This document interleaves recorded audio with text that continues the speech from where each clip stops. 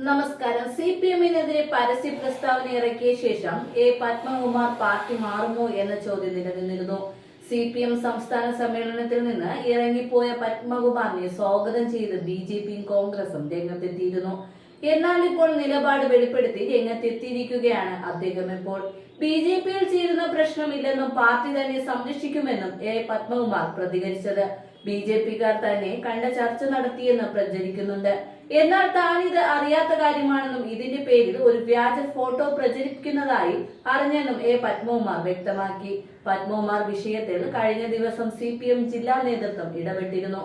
ഇതിന്റെ അടിസ്ഥാനത്തിൽ ജില്ലാ സെക്രട്ടറി രാജു എബ്രഹാം ഇന്നലെ തന്നെ ആറന്മുളയിലെ വീട്ടിലെത്തി അദ്ദേഹത്തെ നേരിട്ട് കണ്ടിരുന്നു. പാർട്ടിയുടെ നിലപാട് പിന്നീട് രാജു എബ്രഹാം വ്യക്തമാക്കിയിരുന്നു. പക്ഷേ പത്മകുമാർ തന്റെ നിലപാട് വ്യക്തമാക്കിയിരുന്നില്ല. ഇതിനു പിന്നാലെയാണ് പത്മകുമാർ വിഷയത്തിൽ റിപ്പോർട്ടിനോട് പ്രതികരിച്ചത്.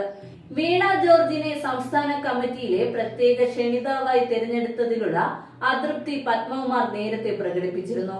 കൊല്ലത്ത് നടക്കുന്ന സംസ്ഥാന സമ്മേളനം പുതിയ കമ്മിറ്റിയെ തിരഞ്ഞെടുത്തതിന് പിന്നാലെയായിരുന്നു അതൃപ്തി പരസ്യമാക്കി പത്മകുമാർ രംഗത്ത് വന്നത്. ഉന്നയിച്ച പരാതിയിൽ ഉറച്ചു നിൽക്കുകയാണെന്നും സംഘടനാ പ്രവർത്തനം നടത്തുന്നവരെ പാർട്ടിയുടെ മേൽ ഘടകങ്ങളിലേക്ക് പരിഗണിക്കണമെന്നും പത്മകുമാർ ആവർത്തിച്ചിരുന്നു. പാർലമെന്ററി രംഗം പരിചയമുള്ളവരെ മാത്രം പരിഗണിച്ചത് പോരാ, സംഘടനാ രംഗത്തുള്ളവരെയും കമ്മിറ്റികളിലേക്ക് പരിഗണിക്കണമെന്ന് പത്മകുമാർ ആവശ്യപ്പെട്ടിരുന്നു. ഇതിനിടെയാണ് BJP ജില്ലാ നേതൃത്വവുമായി പത്മകുമാർ ചർച്ച നടത്തിയെന്ന തരത്തിൽ വാർത്തകൾ പ്രചരിച്ചത്.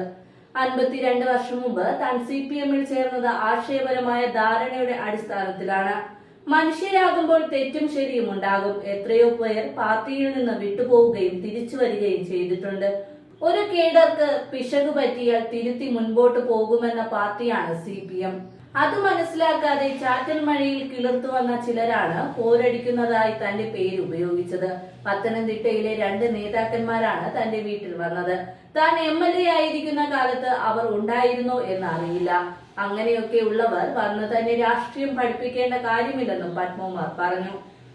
SDPIയിൽ ചേർന്നാലും BJPയിൽ ചേരില്ല. നേതാക്കൾ വീട്ടിലെത്തിയത് താനില്ലാത്ത സമയത്തെന്നും പത്മകുമാർ പറഞ്ഞു. പരസ്യ പ്രതികരണം വേണ്ടായിരുന്നു എന്ന് തോന്നിയത് കൊണ്ടാണ് അപ്പോൾ തന്നെ ഫേസ്ബുക്ക് പോസ്റ്റ് പിൻവലിച്ചത്. നിരന്തരമായി കുത്തുവർത്തമാനം പറയാൻ താനില്ലെന്നും പത്മകുമാർ കൂട്ടിച്ചേർത്തു.